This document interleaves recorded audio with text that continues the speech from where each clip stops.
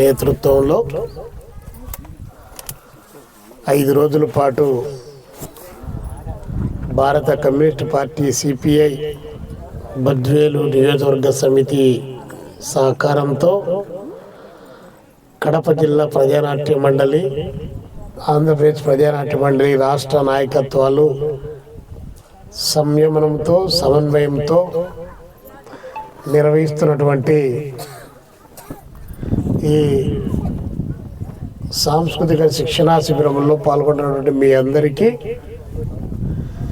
ఈ శిబిరాన్ని నిర్వహించాలి, 1000 మంది కళాకారులను ఒంగోలులో నడిపించాలి, దానికోసం 10 అడుగులు వెనక్కేసైనా సరే అందరినీ జాగ్రత్తగా తీసుకొని పోవాలని ఒక కొత్త నిశ్చయంతో పనిచేస్తున్నటువంటి ఆంధ్రప్రదేశ్ ప్రజానాట్య మండలి రాష్ట్ర ఆర్గనైజింగ్ కార్యదర్శి కమ్మెడు రామకృష్ణ గారు, సిపిఐ జిల్లా కార్యదర్శి కమ్మెడు గాలి చంద్ర గారు, ప్రజానాట్య మండలి కడప జిల్లా ఇన్ఛార్జి కమ్మెడు పసుపులేటి చంద్రశేఖర్ గారు, పుష్పగిరి చంద్రశేఖర్ గారు, అదేవిధంగా సిపిఐ జిల్లా కార్యవర్గ సభ్యులు వడ్డమాని వీరశేఖర్ గారు, రచయిత కవి కళాకారుడు కమ్మెడి శ్రీనివాస్ వర్మ గారు, జిల్లా కార్యదర్శి ప్రజానాట్య మండలి, అదేవిధంగా భూలక్ష్మి గారు, అనంతలక్ష్మి గారు, మన పడిగే వెంకటరమణ గారు, చంద్ర గారు, వేదిక ముందున్నటువంటి కళా పిపాసులు,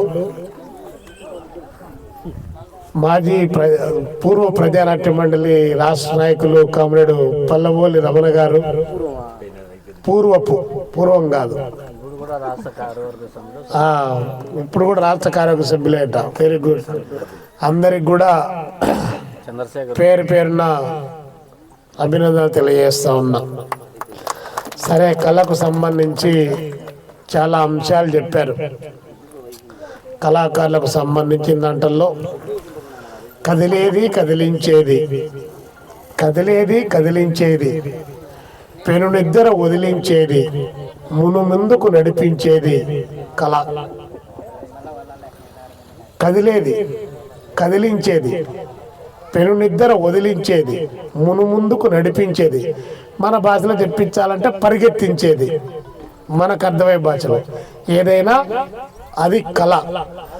అలాంటి కళాకారులు, కళా అభిమానులను లక్షల మందిని సంపాదించినటువంటి తయారు చేసినటువంటి సంస్థ ఆంధ్రప్రదేశ్ ప్రజానాట్య మండలి. ఇప్పుడే పేర్లు చెప్పారు. ఒక తరాన్ని శాసించింది, మరొక తరాన్ని ఊగించింది, మరొక తరాన్ని పరిగెత్తించింది, ఇంకొక తరాన్ని త్యాగం చేసింది, ప్రాణాలు సైతం గడ్డి పోచల లెక్కన వదిలి సమాజం కోసం పనిచేయించింది. అంతటి మహత్తరమైనటువంటి చరిత్ర కలిగినటువంటిది ఆంధ్రప్రదేశ్ ప్రజానాట్య మండలి.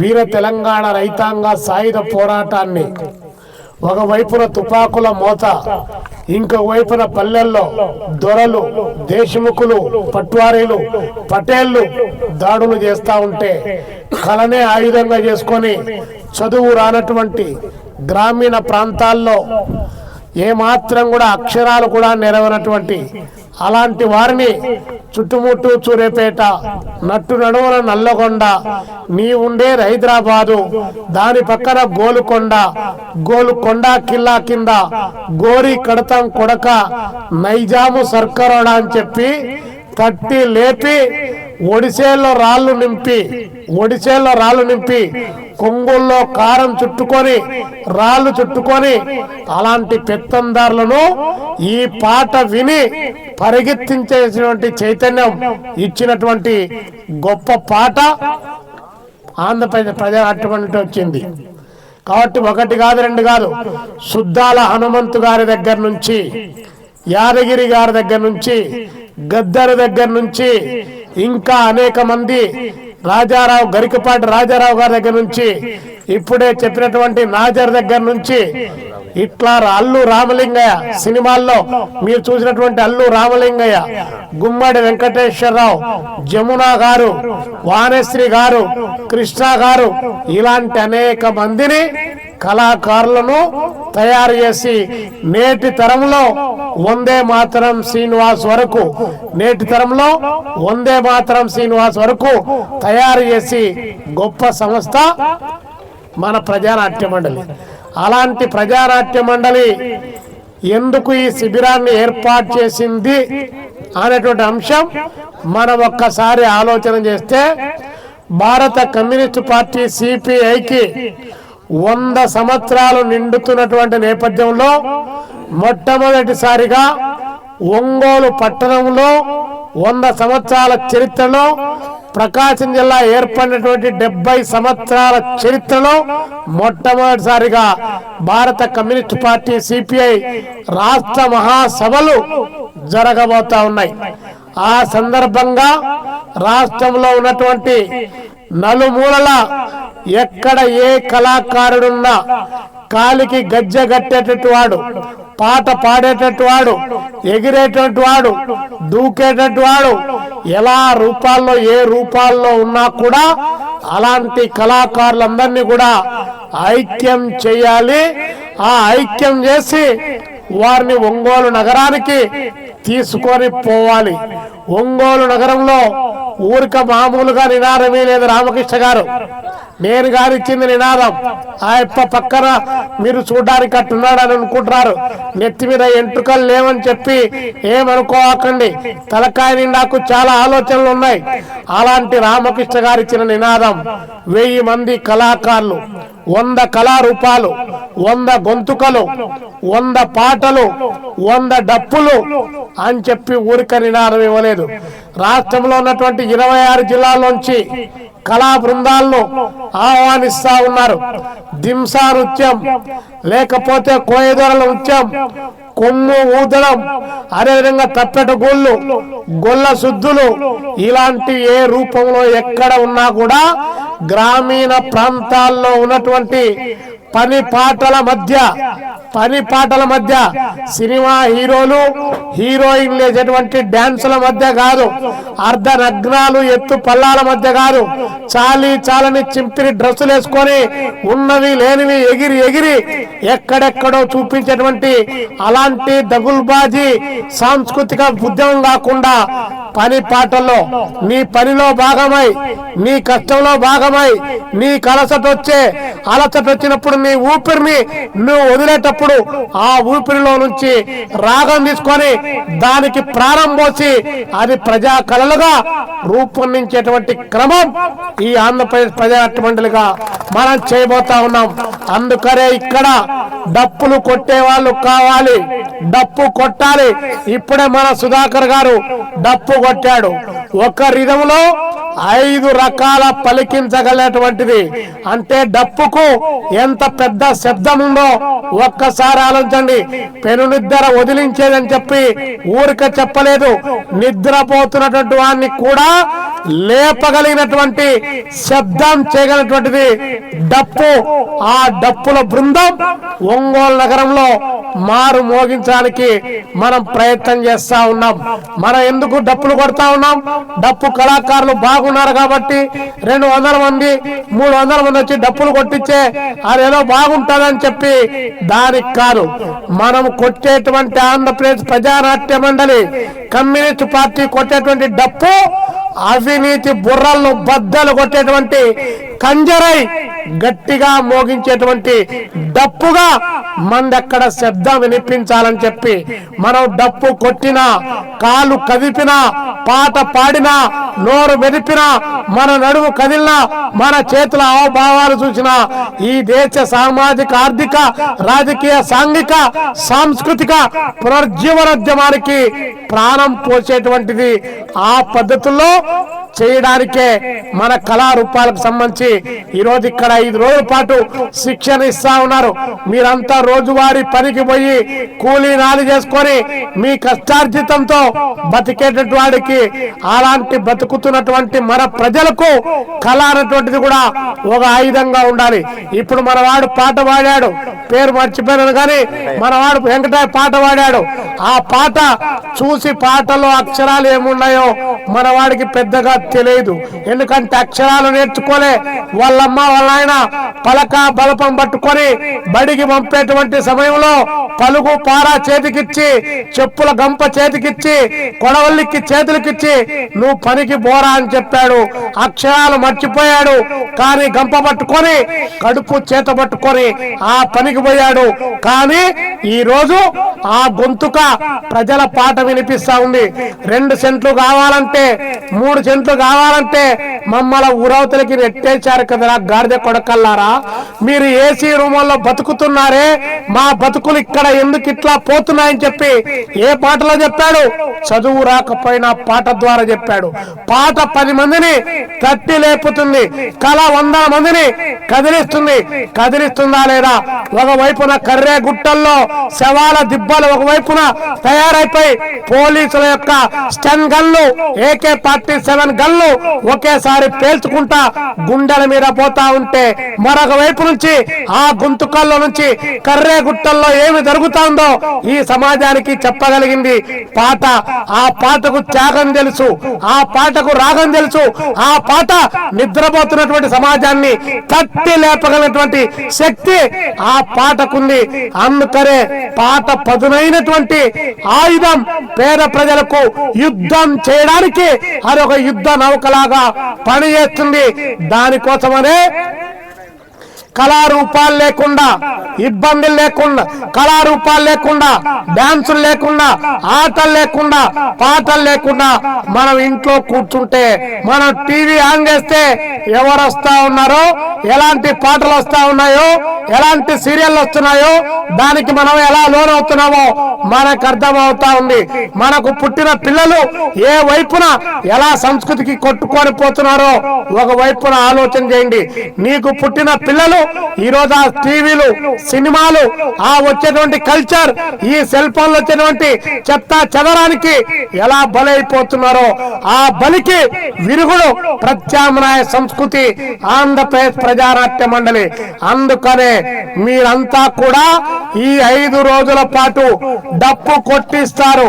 మనం కొట్టేది సావుకు డప్పు మనమే కొడతాం, సావు కాడ మనమే, సన్నాయి కాడ మనమే, మనము పొలాల కాడ మనమే, కలములో మనమే, ఎక్కడ ఏ దారికి పోయినా అన్ని చోట్ల మనమే ఉన్నాం.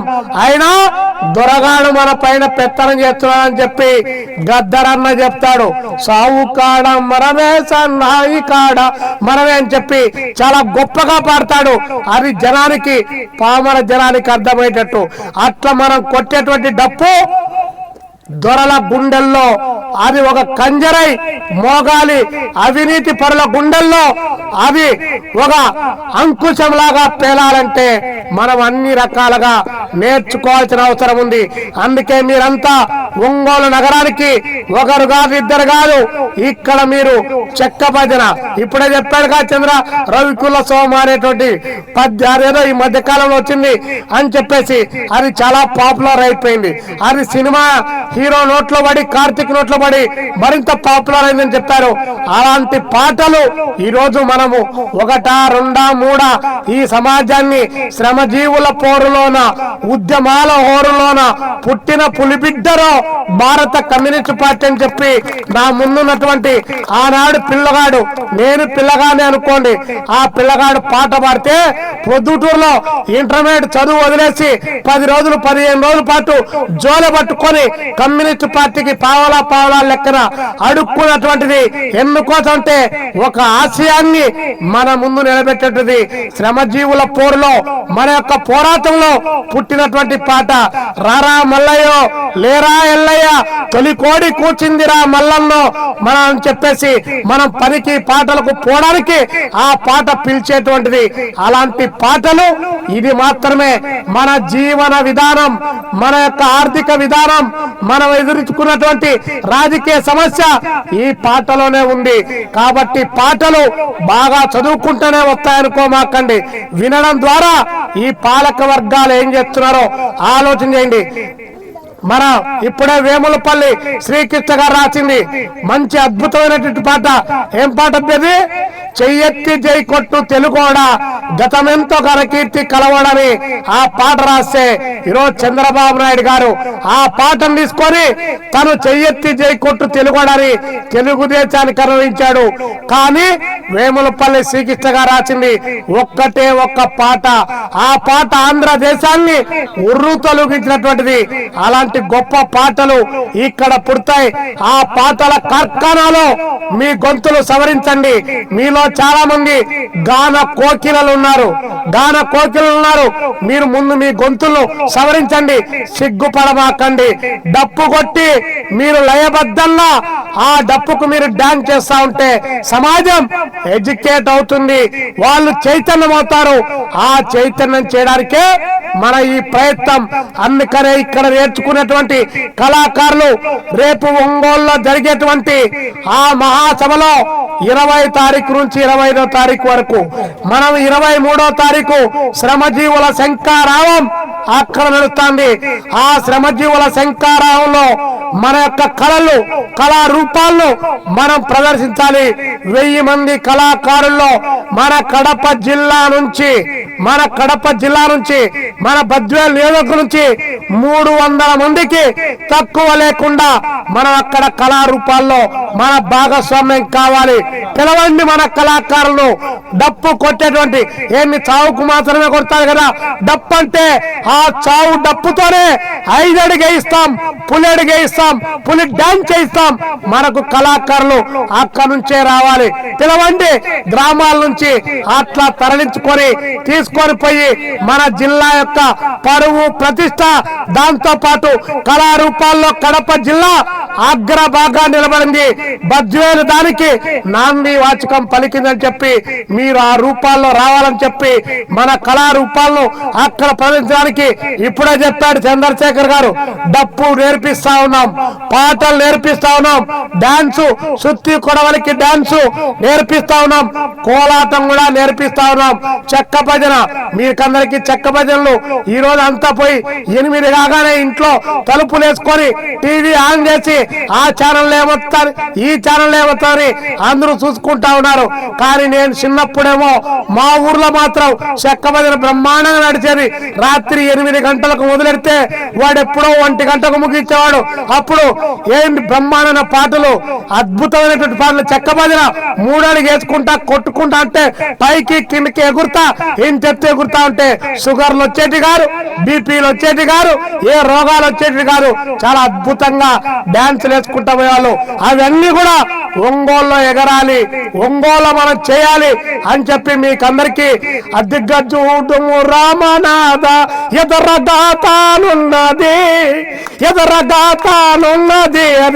అని చెప్పి లేడీని గురించి ఒక లేడీ, బంగారు లేడీ ఏమి చాలా అద్భుతంగా పాటలు పాడేటవాళ్ళు. కాబట్టి నేను ఇంకా పాటలు మొదలు పెట్టానుకోండి మీరు ఇంకా అయిపోయినట్టే. అందుకని చెప్పి పాటలొద్దు, చాలా బ్రహ్మాండంగా మీరు నేర్చుకోండి. మీ కళారూపాలు సిగ్గుపడమాకండి, కళాకారుడు సిగ్గుపడమాకండి. మీ కళ ఆయుధమై సమాజాన్ని తట్టి లేపుతుంది. ఆ కళ ద్వారా ఒక గోరేటి వెంకన్న ఒక పాట రాస్తే ఆ పాటతో ప్రభుత్వాలే కూలిపోయినటువంటి చరిత్ర ఈ ఆంధ్రప్రదేశ్ లో తెలంగాణలో కొనసాగుతా ఉంది. కాబట్టి పాటకు అంత ప్రభావం ఉంది. అలాంటి పాటలు, ఆటలు, డాన్సులు మనం నేర్చుకోవాలి తప్ప ఇప్పుడు వచ్చేటువంటి ఈ కల్చర్ మన పిల్లలు ఉన్నారు, మన పిల్లల కల్చర్ లో ఏం తయారైపోతుంది. వాళ్ళు అనుష్కొక్క డాన్స్ బాగా చేస్తారు, ఇప్పటికి ఇంకా మొహమ్మద్ ఖాన్ మంచి డాన్స్ చేస్తారు, ఇప్పటికింకా నా వయసు నిండా 16 అని చెప్పి చిన్న పిల్లలతో కూడా అలాంటి డాన్స్ చేయించేటువంటి సంస్కృతి ఉంది. ఆ డాన్స్ అంటే అది కాదు ఇది అని చెప్పేసి మొన్ననే తిరుపతిలో బ్రహ్మాండంగా డాన్స్ చేశారు. ఎవరు? అడుక్కునేటి వాళ్ళు ఇంటింటికి పోయి వీరికి పోయి అడక్కచ్చుకుంటే ఆ అడక్కచ్చుకున్నటువంటి దాంతో వాళ్ళ పిల్లలు తాకితే అలాంటి పిల్లలు ఒక 21 మంది ఒక అద్భుతమైనటువంటి డాన్స్ ట్రూప్ గా తయారయ్యారు. అద్భుతమైనటువంటి పాటలకు సామాజిక అంశాలు ఇతివృత్తాలతో కూడినటువంటి పాటలకు డాన్స్ వేశారు.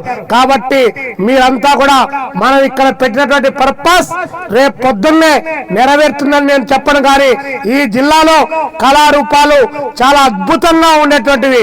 ఇప్పుడే చెప్పారు చంద్ర కమ్ము సాహెబ్ శ్యామలా దళం అనేటువంటిది ఆంధ్రప్రదేశ్ ప్రజారాష్ట్ర మండలి నేతృత్వంలో భారతదేశంలో ఉన్నటువంటి అనేక రాష్ట్రాల్లో పర్యటన చేసి కడప జిల్లా ప్రజారాష్ట్ర మండలి గొప్ప సేవ చేసింది. అలాంటి వాళ్ళు ఈ జిల్లాలో పుట్టినటువంటి చరిత్ర, వారు ఈ సమాజాన్ని మొత్తం భారతదేశాన్ని ఎడ్యుకేట్ చేసినటువంటి పరిస్థితి ఉంది. మళ్ళీ తిరిగి ఆ రోజులు కళారంగంలో రావాలని చెప్పి ఆకాంక్షిస్తూ మీ కళారూపాలకు పదును పెట్టాలి. మరపరాళ్ళు సైతం పైకి ఎగరాలి. మీరు డప్పు కొడితే సింధోదరేయాలి తప్ప మీ డప్పు కొడతా ఉంటే అదేదో ఇది మనకు సంబంధం లేదన్నట్టు ఉండకూడదు. నరాన ఉన్నటువంటి రక్తం దానంతకనే పారాడి మనతో 5 అడుగు వేయించే పత్తులో డప్పు మోగాలి తప్ప డప్పు కొట్టామనేది కాదు. డప్పు కొడితే అలా ఉండాలి తప్ప వేరొక పత్తులో ఉండడానికి వీల్లేదని చెప్పి ఈ సందర్భంగా విజ్ఞప్తి చేస్తూ మీ కళారూపాలను ప్రారంభం ఆయన మీ కళకు మీరు పదును పెట్టమని చెప్పి ఈ కళను ఆయుధంగా వాడి సామాజిక ప్రజా ఉద్యమాల్లో అగ్రభాగా నిలబడి ఉద్యమాల పరిరక్షణకు పాత ఆయుధం ఉద్యమకారులు తయారు చేయడానికి పాత ఆయుధం ఉద్యమమే కాదు సాంస్కృతిక రంగంలో కూడా మార్పు తీసుకొని వచ్చి ప్రత్యామ్నాయ సంస్కృతికి ఇదో మేము సూత్రధారులమని చెప్పడానికి ప్రజారాష్ట్ర మండలి కారణం కావాలి. ఆ కళాకారులు మీరు తయారు కావాలని చెప్పి ఆకాంక్షిస్తూ ఈ అవకాశం ఇచ్చినటువంటి నిర్వాహకులకు అందరికీ ధన్యవాదాలు తెలుపుతూ 5 రోజుల పాటు కొట్లాడకుండా అలక్కుండా బాధపడకుండా ఎవరింటికో ఏమో చేస్తానో అని చెప్పి అనుకోకుండా అందరూ కలిసి మెలిసి 5 రోజుల క్యాంపును తయారు చేసి 150 మంది కళాకారులు ఇక్కడ నృత్య రూపకంలో వాళ్ళు తయారు చేయాలని చెప్పి హృదయపూర్వకంగా అండర్లైన్ చేసి ఈ మాట విజ్ఞప్తి చేస్తూ ముగిస్తా ఉన్నా.